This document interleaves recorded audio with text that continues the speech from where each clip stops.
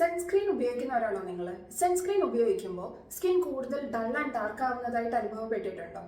എന്തുകൊണ്ടാണെന്നല്ലേ, ചില സൺസ്ക്രീനിൽ zinc oxide, titanium dioxide അല്ലെങ്കിൽ ഓക്സിബെൻസോൾ ഇങ്ങനെയുള്ള ഇൻഗ്രീഡിയൻസ് ഉണ്ട്. ഇവ ഉണ്ടാക്കുന്ന ഒരു കെമിക്കൽ റിയാക്ഷൻ മൂലം ചില സ്കിൻ ടോണിൽ ഡാർക്ക്നെസ് കൂടാം.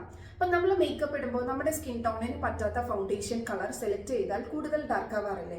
അതുപോലെ തന്നെ അപ്പം നമ്മുടെ സ്കിൻ ടോണിന് പറ്റുന്ന gel type, lotion type sunscreens available ആണ്. അത് സെലക്ട് ചെയ്യാം.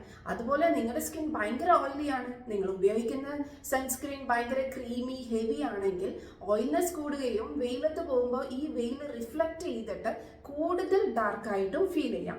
ഇങ്ങനെയുള്ള ആൾക്കാരും ലൈറ്റ് വെയിറ്റ് നോൺ കോമഡോജനിക് ആയിട്ടുള്ള ജെൽ ടൈപ്പ് സൺസ്ക്രീൻ ഉപയോഗിക്കാൻ ശ്രദ്ധിക്കുക. അതുപോലെ സൺസ്ക്രീൻ അപ്ലൈ ചെയ്യുമ്പോൾ ഈവൻ ആയിട്ട്, അതായത് എല്ലാ സ്ഥലത്തും ഒരുപോലെ അപ്ലൈ ചെയ്യുക. ഇവിടെ കൂടുതൽ ഇവിടെ കുറച്ച് അങ്ങനെ അപ്ലൈ ചെയ്ത് കഴിഞ്ഞാലും നമുക്ക് വരുന്നത് അൺഈവൻ സ്കിൻ ടോൺ ആയിരിക്കും, പാച്ചി സ്കിൻ ടോൺ ആയിരിക്കും.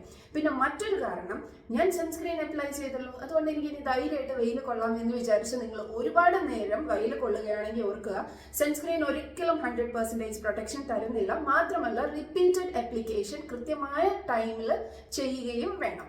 അതുപോലെ പിഗ്മെന്റേഷനും ഡാർക്ക് സ്പോട്ട്സും ഉള്ള ആൾക്കാർക്കാണെങ്കിൽ ഫൗണ്ടേഷൻ അപ്ലൈ ചെയ്യുന്നതിന് പകരം നിങ്ങൾക്ക് ടിൻറ്റഡ് സൺസ്ക്രീൻസ് അവൈലബിൾ ആണ്. അപ്പം നമ്മൾ നമ്മുടെ സ്കിൻ ടോണിനനുസരിച്ചിട്ടുള്ള കൃത്യമായിട്ടുള്ള സൺസ്ക്രീൻ സെലക്ട് ചെയ്യുകയും ഈവൻ ആയിട്ട് അപ്ലൈ ചെയ്യുകയും റിപ്പീറ്റഡ് ആയിട്ട് അപ്ലൈ ചെയ്യുകയും ചെയ്യുകയാണെങ്കിൽ ഒരിക്കലും സ്കിൻ കൂടുതൽ ഡൾ ആൻഡ് ഡാർക്ക് ആവില്ല.